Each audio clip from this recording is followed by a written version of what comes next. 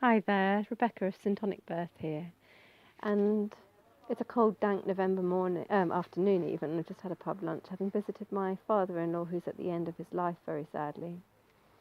And so I'm in a contemplative mood because I'm aware that I'm no expert in end of life, although I do have some experience, having been a care assistant in the past. I can apply some common sense to it, but I don't have the medical knowledge, and it's frustrating when I see that nobody really has the holistic picture. Decisions are being made for him, which, if you like, are interventions. Now, those interventions started when he was first prescribed the whole host of medicines that he's on. But decisions are being made, and he's not the one making them. So when I refer to interventions, I mean interventions that are externally driven. Decisions that are being made for him, decisions being imposed on him, which may be the right ones, but maybe they're not.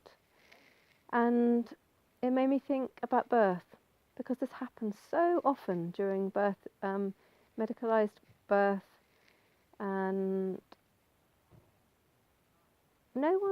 very few people are medically trained. And if you're in the right place, in the headspace for birth, you don't want to be in making decisions. It's very easy for you to sign up to interventions that medical staff are subscribing to you that might take you off course from what you're wanting.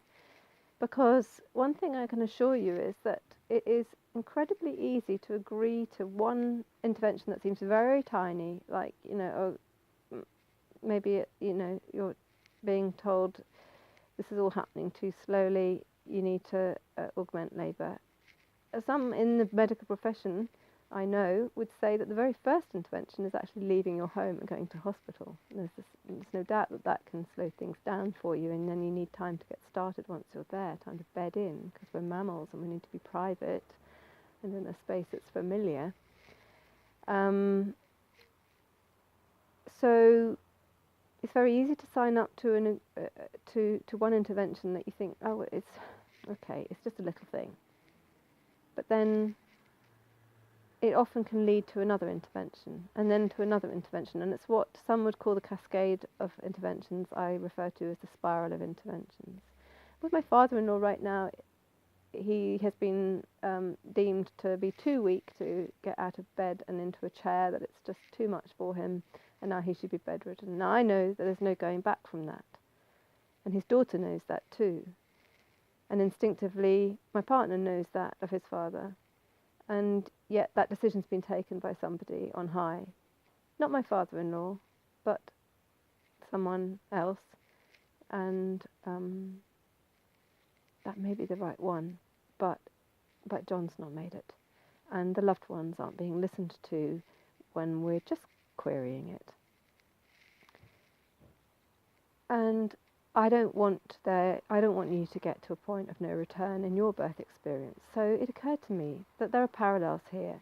And there's an acronym that I strongly advise you use for any decision making in your birth experience. And frankly, it's a good one for life.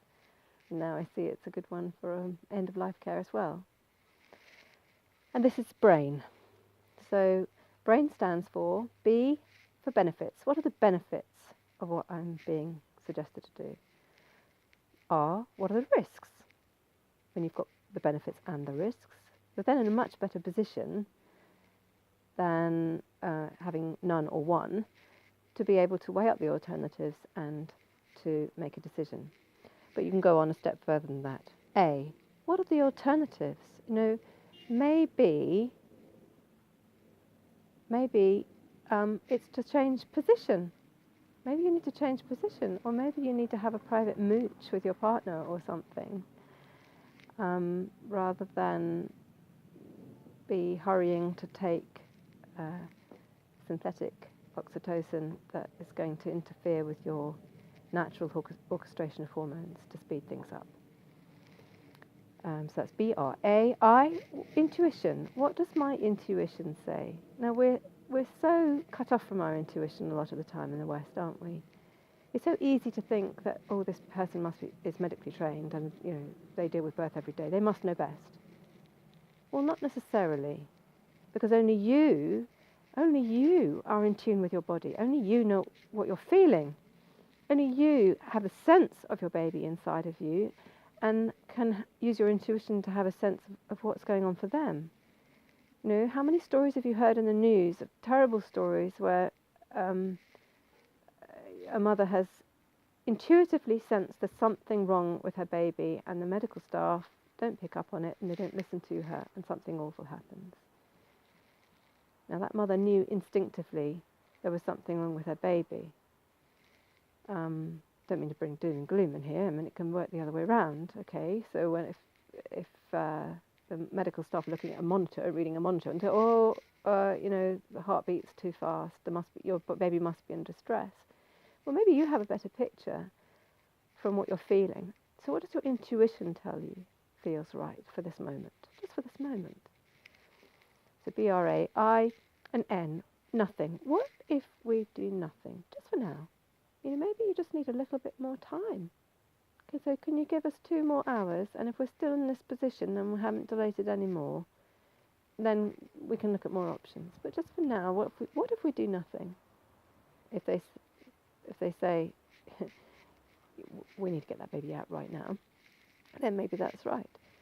But just these questions, it's just something really, really good idea to just go through. So B, benefits, R, risks, A, alternatives, I, intuition, and N, nothing. It doesn't have to be forever, just for now, for this moment. B.R.A.I.N. So I would love to hear if anybody's actually used this and any feedback. And I'd be really interested just in general if you find this helpful for life as well as for a birth situation. Anyway, I wish you well and thanks for listening.